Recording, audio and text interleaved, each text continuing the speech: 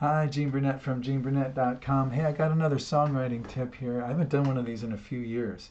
I'm donning my Bob Dylan Together Through Life shirt in order to do this. I did 13 of these.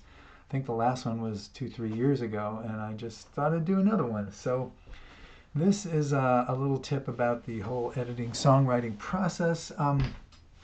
Just because you worked long and hard on something doesn't mean that it's good. And by good, I mean good at saying what you need to say, expressing what you need to express. I'm not talking about good in terms of, I don't know, I think it's silly to talk about songs as being good or bad. Good at what? Good for what? Bad for what? When people argue about whether a song is good, I don't know what the hell they're talking about. So I'm talking about good at saying what you need to say, expressing what you need to express. So you can have a lyrical puzzle in front of you.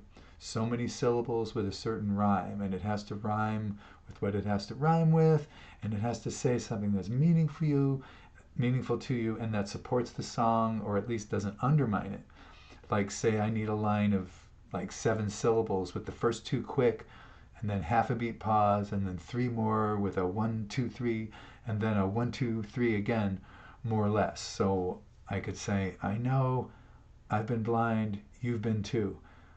But I don't like using blind yet again in a song, so that won't do. But I want to say something similar that still has the same two rhyme at the end. So for me, the only thing that matters in a situation like that is finding an answer to this that feels right, that feels like, yes, I feel a strong resonance, or at least a part of me does with that line.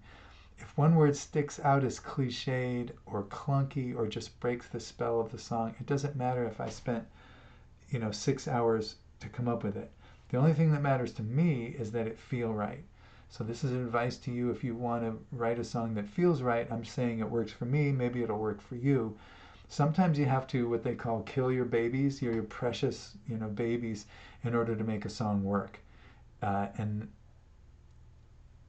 you have to edit out that one great line that just isn't right for the song, one that you spent a long time on maybe. So the good news is that your song will be better without it. And also you can use it to start a whole other song, but try not to keep something just because it took you a long time to come up with or a long time to write. So my theory of songwriting, which I expounded in my book, Songwriting for Geniuses, available on Amazon. It's just a simple little book, and it's not about writing songs that are commercially successful. It's not about writing songs that will wow your friends or get you love, sex, and rock and roll. It's just about how to write songs that are meaningful to you, that are satisfying to you, that make you feel better for having written them. And that's my motivation for writing songs. I'm sorting out my life. I want to put words and music and sound and stuff together in a way that makes me feel better for having written it, that makes me feel like I got something off my chest. It's really like a therapeutic process for me. And I'm sure even if you're a commercial or ambitious or kind of a person who wants to please other people in the entertainment realm, etc., I'm sure that you also have a part of you that wants to do this. So I'm either speaking to that part of you, or if you're like me, that's the only part that runs your songwriting, then I'm really speaking to you, which is, don't keep something just because you worked a long time on it. Make sure that it feels right. And if it doesn't feel right, get rid of it. Kill your babies, because your babies are going to get in your way. And they're going to get in the way of you feeling good about a song. So if you want to write a song that feels right, you have to cultivate the right feeling. Like, when you listen to music you really like, why? What is the feeling in your body? What's the experience that says, yes, I like this? You know when you like something. You know when something moves you. You know when it unlocks something for you, right? A piece of music, instrumental, lyrical, whatever genre. You feel it. Notice what that is. Notice what that is. And then when you're writing your own stuff, instead of thinking about what would be good or what would give the impression, make an impression on your audience, or what would make you look great or whatever, think what would give you that feeling about that song, whether someone else was singing it or you were singing it. What would give you that same yes feeling? Like, yeah, that says it, And often when I listen to another person's song that gives me that feeling, I try to think, I resonate with that, and I think I want to write a version of that from my life that gives me that similar flavor of yes that this song does. One of my favorite songs by one of my favorite bands, Steely Dan, is Deacon Blue. Or Deacon Blues. It's about this. The chorus is they call Alabama the Crimson Tide. I want a name when I lose.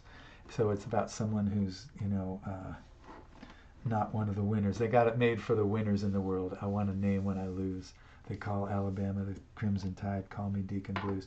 So I just love that feeling of having someone who is not at the top of the pyramid doing it anyway for love, even though they have lost the worldly competition. Kind of like like the hero of the song is someone who's going down, not up, but still doing it. And so I wrote a song called No Hit Wonder, and it's my version of that. It's nothing like that song. I'm not even capable of doing anything that complicated, but it really got it off my chest, like the part of me that's doing this for love and doesn't care about the worldly success very much, or at least is over it or getting over it. So I recommend not settling for something that doesn't give you that feeling. Stick with it until it gives you that feeling, and if it takes a long time, it takes a long time. If it takes a short time, it takes a short time. But that yes feeling is worth more to me than just working long and hard over a line that, or trying to save some precious line in a song that doesn't really help the song or give me that yes feeling. So just because you worked on it long and hard doesn't mean it's going to do the trick for you. Make sure it does the trick. Don't worry about how long you've worked on it. Sometimes something that just pops out in 2 seconds does it better than something you labor over for 2 years. So, all right, that's my songwriting tip number 14. Hopefully it won't be 3 years till I come up with another tip for you, but if it is, this is the last one. If it isn't, there'll be a 15 someday. Take good care and good luck with your writing.